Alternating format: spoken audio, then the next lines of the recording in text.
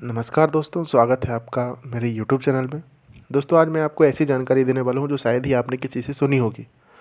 तो दोस्तों, मैं आपको आज बताने वाला हूं कि जिस प्रकार दिन के बाद रात होना निश्चित है, उसी प्रकार ये मृत्यु लोक पे, पृथ्वी पे जिसका जन्म हुआ है उसकी मृत्यु भी निश्चित है। अर्थात अगर कोई सबसे बड़ा सत्य है तो वह प्राणी की मृत्यु। लेकिन कई लोग हैं जो इस बात को नकार जाते हैं। ठीक है। खैर, आप सभी ने देखा होगा कि हिंदू धर्म में मृत्यु के पश्चात सबको जलाया जाता है। साथ ही आपने ये भी देखा होगा कि यदि किसी की मृत्यु सूर्यास्त के बाद होती है तो उसको अगले दिन तक घर में ही रखा जाता है। और आपने ये भी देखा होगा कि घर में मृत शरीर को अकेला नहीं छोड़ा जाता है। तो क्या मित्रों, आप जानते हैं कि ऐसा क्यों होता है? अगर नहीं तो इस वीडियो को पूरा देखें। मैं आपको इसी के बारे में बताना चाहता हूँ, जिसको गरुड़ पुराण में बड़े ही विस्तार से बताया गया है। तो दोस्तों, आपको ये बताने से पहले कि सबको अकेले क्यों नहीं छोड़ा जाता है, उससे पहले कुछ ज़रूरी बातें मैं आपको बता देना चाहता हूँ कि कब और किन किन परिस्थितियों में सबका अंतिम संस्कार नहीं किया जाता है, फिर कुछ समय के लिए टाल दिया जाता है।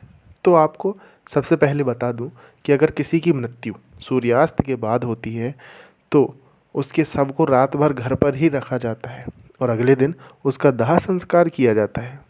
इसके अलावा अगर किसी की मृत्यु पंचक समय में होती है तो कुछ समय के लिए उसके शव को घर पर ही रखा जाता है और जब पंचक काल समाप्त हो जाता है उसके बाद ही उसका दाह संस्कार किया जाता है। क्योंकि गरुड़ पुराण में बताया गया है कि सूर्यास्त के बाद अथवा पंचक समय में किसी मृत शरीर का दाह संस्कार किया जाए तो उसे मोक्ष की प्राप्ति नहीं होती है। और अगर कोई मर जाए तो शव को शमशान घाट नहीं ले जाते हैं और सुबह होने का इंतज़ार करते हैं। तो ऐसे में शव को अकेला नहीं छोड़ा जाता है, कोई ना कोई व्यक्ति हमेशा उसकी रखवाली के लिए मौजूद होता है। दोस्तों, इसका सबसे बड़ा कारण यह है कि अगर शरीर को अकेला छोड़ दें तो कोई भी जानवर, कुत्ता बिल्ली जैसे आके उसको नोच सकते हैं। और गरुड़ पुराण की माने तो आत्मा को यमलोक के मार्ग में कुछ ऐसी ही यातनाएं झेलनी पड़ती हैं। साथ ही ऐसा भी माना जाता है कि अगर शव को अकेला छोड़ दिया जाए तो उससे गंध आने लगती है। तो ऐसे में ज़रूरी होता है कि कोई व्यक्ति शव के आसपास धूप या अगरबत्ती चारों तरफ जलाकर रखे, ताकि शव से आने वाली दुर्गंध चारों तरफ ना फैल पाए।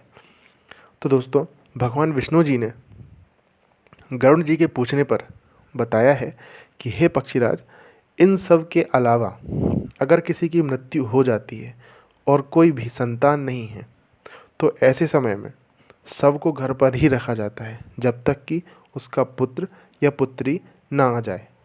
क्योंकि जब खुद की संतान मृत शरीर को अग्नि देती है तभी उस मृत आत्मा को मोक्ष की प्राप्ति होती है। इसके बाद विष्णु जी बताते हैं कि सूर्यास्त के बाद मृत शरीर को अग्नि देने से या उसका अंतिम संस्कार कर देने से वह मृत आत्मा असुर, दानव या पिशाच की योनि में चली जाती है, जहाँ उसे कई तरह के कष्ट सहने पड़ते हैं। और यही वजह है कि रात को अंतिम संस्कार करने से हिंदू धर्म में मना किया गया है दोस्तों। और आगे विष्णु जी बताते हैं कि अगर रात को मृत शरीर को अकेला छोड़ दिया जाए तो उस मृत शरीर के आसपास भटक रही दुरात्माएं भी प्रवेश कर जाती हैं, जिससे उस शरीर के साथ साथ उसके परिजनों को भी कष्ट उठाना पड़ जाता है। साथ ही वह यह भी बताते हैं कि रात को सबको अकेले इसलिए भी नहीं छोड़ते क्योंकि मरे हुए व्यक्ति की आत्मा ही वहीं पर भटकती रहती है और अपने परिजनों को देखती रहती है। कहते हैं मरने के बाद शरीर आत्मा से खाली हो जाता है और इसी वजह से उस मृत शरीर में कोई बुरी आत्मा का साया अपना अधिकार जमा सकती है। और यही वजह है दोस्तों कि रात में सबको अकेला नहीं छोड़ा जाता है और कोई ना कोई शख्स हमेशा वहाँ पर रखवाली के लिए मौजूद होता है। तो दोस्तों, अगर इस जानकारी से आप लोग खुश हैं, यह जानकारी आपको अच्छी लगी तो बाकी लोगों से भी शेयर करें, लाइक करें।